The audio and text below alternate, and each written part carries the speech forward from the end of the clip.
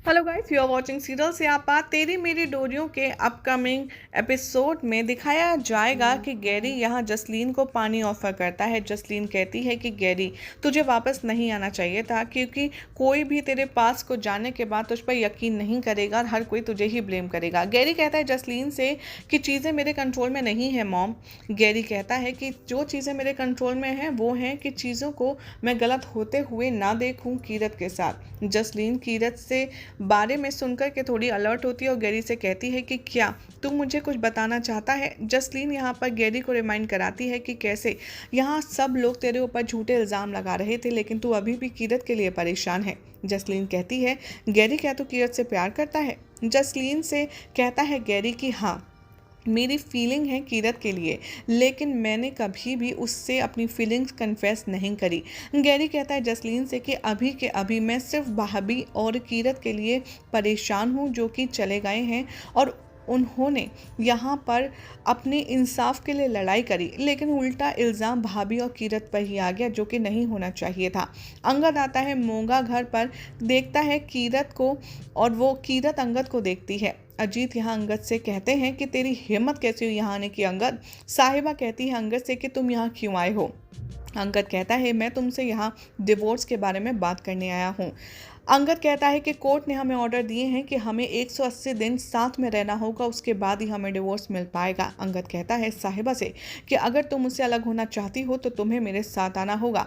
साहिबा अंगद से कहती है कि मैं तुम्हारे साथ कहीं नहीं जाऊंगी। अंगद साहिबा का हाथ पकड़ता है और कहता है कि तुम्हें मेरे साथ चलना होगा, अगर तुम नहीं जाओगी, नहीं रहोगी तो हमें डिवोर्स नहीं मिलेगा। साहिबा कहती है अंगद मेरा हाथ छोड़ो, मेरा हाथ छोड़ो। अंगद नहीं छोड़ता। साहिबा इरिटेशन में उस पर हाथ उठा देती है। साहिबा अंगद से कहती है कि क्या हुआ, तुम इतना ज़्यादा शॉक क्यों हो।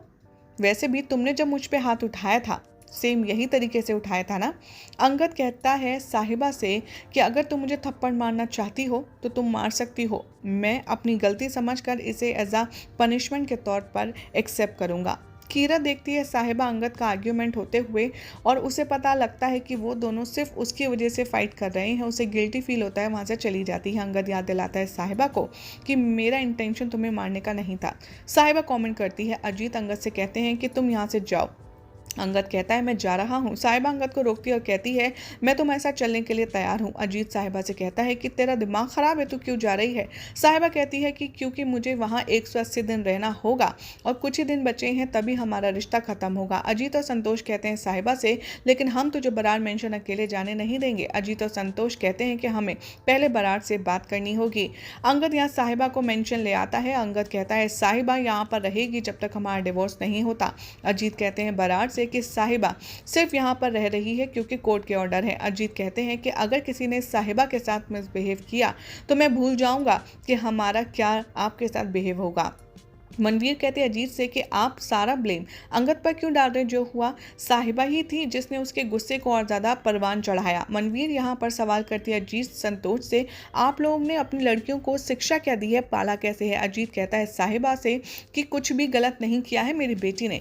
गुरलीन यहाँ पर रिमाइंड कराती है साहिबा के पेरेंट को कि आप ही लोग हैं जिन्होंने शादी बर्बादी बना दी है और वीर की रेपुटेशन भी बर्बाद कर दी। अंगद कहता है कि मैं और साहिबा सब कुछ हैंडल कर लेंगे, कीरत और वीर की प्रॉब्लम आप लोग अपनी प्रॉब्लम्स हैंडल कीजिए।